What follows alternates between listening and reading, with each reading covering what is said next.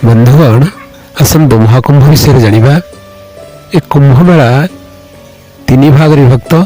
गोटे हूँ महाकुंभ, द्वितीय हूँ पूर्णकुंभ, तृतीय हूँ अर्धकुंभ। महाकुंभ 144 वर्ष अंतर पड़ी। पूर्णकुंभ प्रति 12 वर्ष थे, अर्धकुंभ प्रति 6 वर्ष होता है। चलित वर्ष महाकुंभ उत्तर प्रदेश प्रयागराज ठारे यह जनवरी 13 तारीख आरंभ हो फेब्रुआरी 26 पर्यंत अनुष्ठित हो। यह महान उत्सव दीर्घ 45 दिन लगी होगी। विश्वव्यापी सनातनी मानकर एक बड़ उत्सव। महाकुंभर इतिहास बहुत पुराना। किंवदंती अनुजाई देवता और राक्षस मान जितेबाला समुद्र मंथन करते से एक अमृत कलश बाहरी से अमृत को नापी देवता और राक्षस मान मध्य एक संघर्ष होता, जो थे किसी अमृत विक्षिप्त हो भूभाग पड़ा। जो स्थान मानक पड़ा से आज कुंभ मेला अनुष्ठित हो। स्थान मान हो महाराष्ट्र नासिक, उत्तराखंड हरिद्वार, उत्तर प्रदेश प्रयागराज, मध्य प्रदेश उज्जैनी। यही कुंभ मेला उत्तर प्रदेश सरकार एवं भारत सरकार मिलित उद्यम खूब आडंबर और दिव्य और भव्य भाव में आयोजित होगी। यह एक पवित्र उत्सव। यह गंगा जमुना सरस्वती नदीर त्रिवेणी संगम ठारे प्रयागराज ठारे होगी। यही दिन मानकरे एठारे बुड़ पकाई पुण्य अर्जन करने सहित मनुष्य मुख्य प्राप्ति हुए बोली आस्था और विश्वास अच्छी।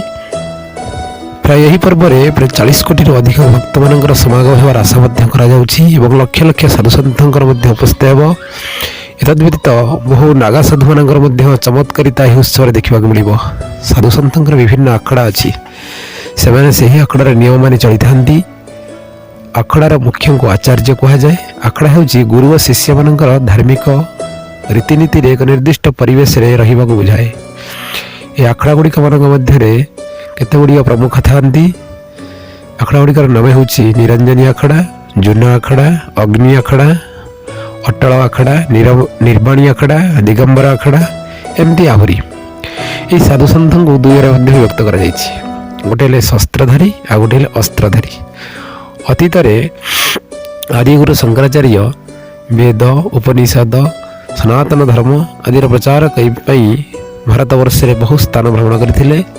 तत्सहित भारतर 4टी दिगरे 4टी मठ स्थापन करगुड़िक है। पूर्व दिगरे गोवर्धन पीठ पुरी एवं यार मुख्य होती स्वामी निश्चलानंद सरस्वती महाराज। पश्चिम दिगरे द्वारिका पीठाधीश स्वामी सदानंद सरस्वती महाराज। उत्तर दिगरे बद्रिकाश्रम मठाधीश अभिमुक्तेश्वरानंद सरस्वती महाराज। दक्षिण दिगरे श्रीनगरी पीठाधीश स्वामी भारती तीर्थ सरस्वती महाराज। आपण माने यही उत्सव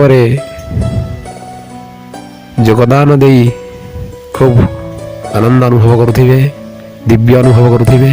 जो माने भी उत्सव रे योगदान नहीं पारु नहंदी याकू विभिन्न दूरभाषण यंत्र माध्यम देखि निजको गर्वित मन करवा उचित।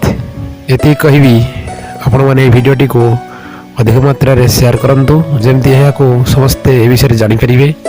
भिडियोटी भल लगिले लाइक शेयर सब्सक्राइब करिवे। जय जगन्नाथ।